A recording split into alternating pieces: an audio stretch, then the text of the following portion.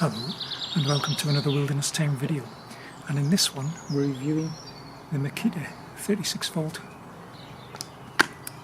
battery powered lawnmower. Stay tuned. Roll credits.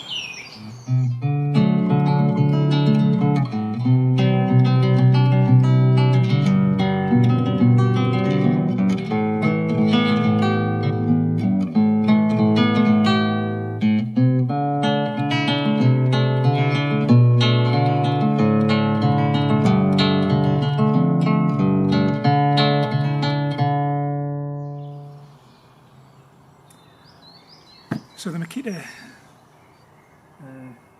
LXI 36V has two batteries housed under here with a little security key that you can remove, which we'll show in a moment.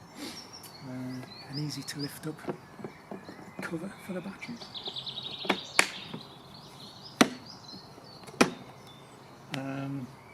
Very adjustable height of cut. And these can go through sort of very minute changes. So we'll show you. I generally use it as a mulch cutter, so I don't have a grass box on. Obviously mulch cutting, you're returning all that nutrient into the sward and back into the soil to keep the grass looking lush and green, rather than boxing it off, taking it away and then wondering why you've got broad-leaved weeds and moss and your grass is thinning out. It's because you're continually depleting the nutrient level in the soil.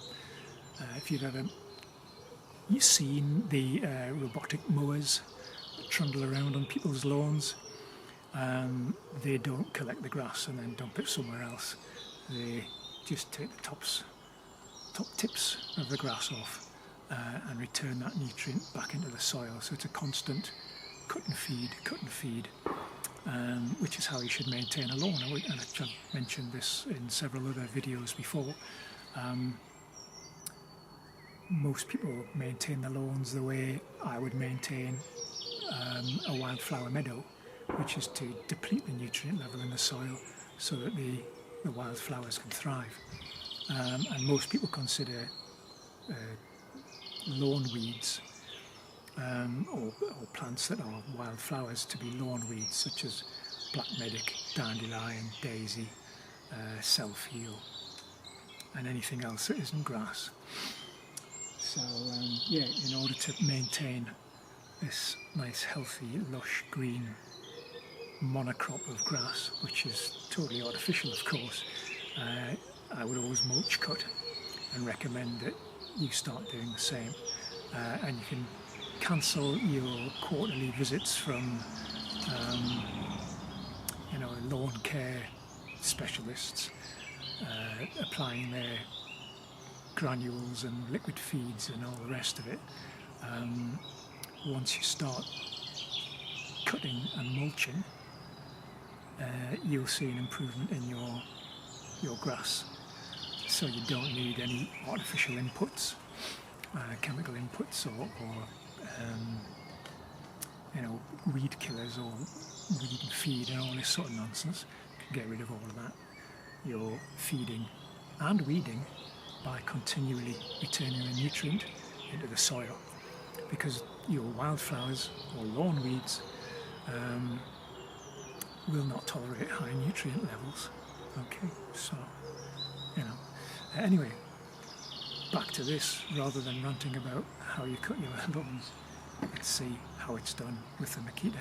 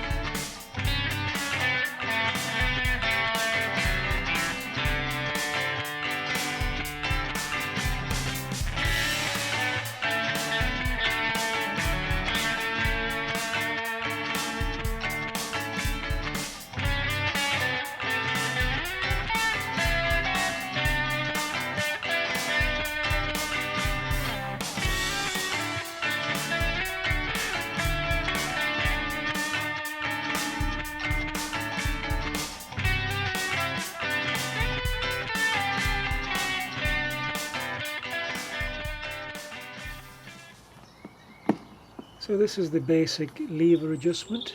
Clearly that's way too short, so you want it set higher. Keep going, keep going. Yeah, that's getting closer to it. That's more like it, so you're not scalping your lawn. This little latch releases the waterproof cover. That's the little security key I told you about. Without that it won't start.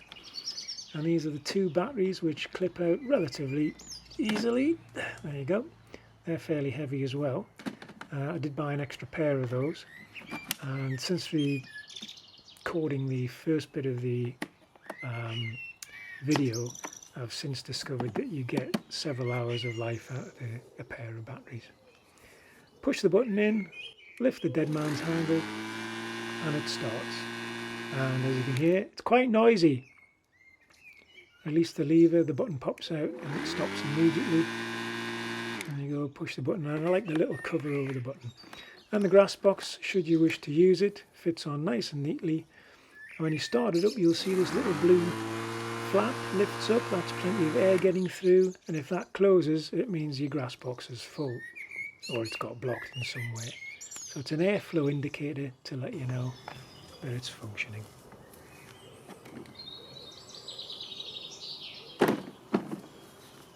Fairly lightweight. It is a bit on the hefty side. There's obviously a decent sized motor in there. In fact, it's a 36-volt motor. Who knew? And as with all cylinder mowers, it's absolutely caked in grass.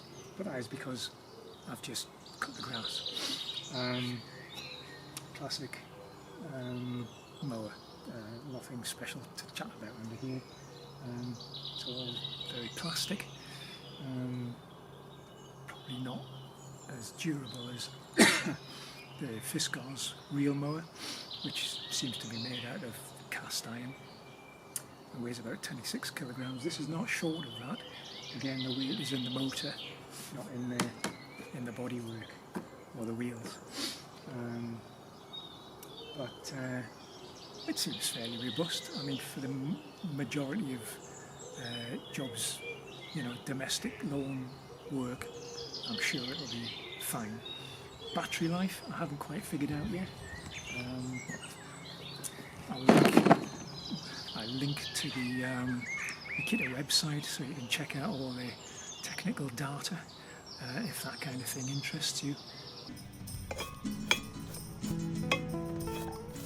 So after every use, I've got into the habit of cleaning it up, getting rid of all the grass that's collected underneath the deck here where the blades are.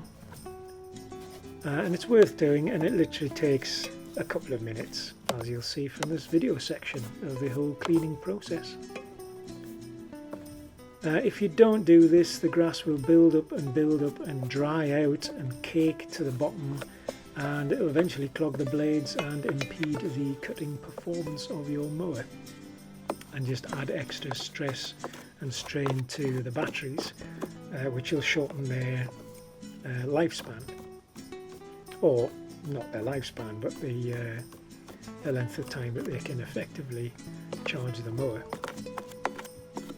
Lots of little sort of vacant cavities in the body section underneath here, which are a bit of a faff to try and do, but what I also do when I get home usually is give it a quick jet wash, which gets it absolutely tip-top spick and span.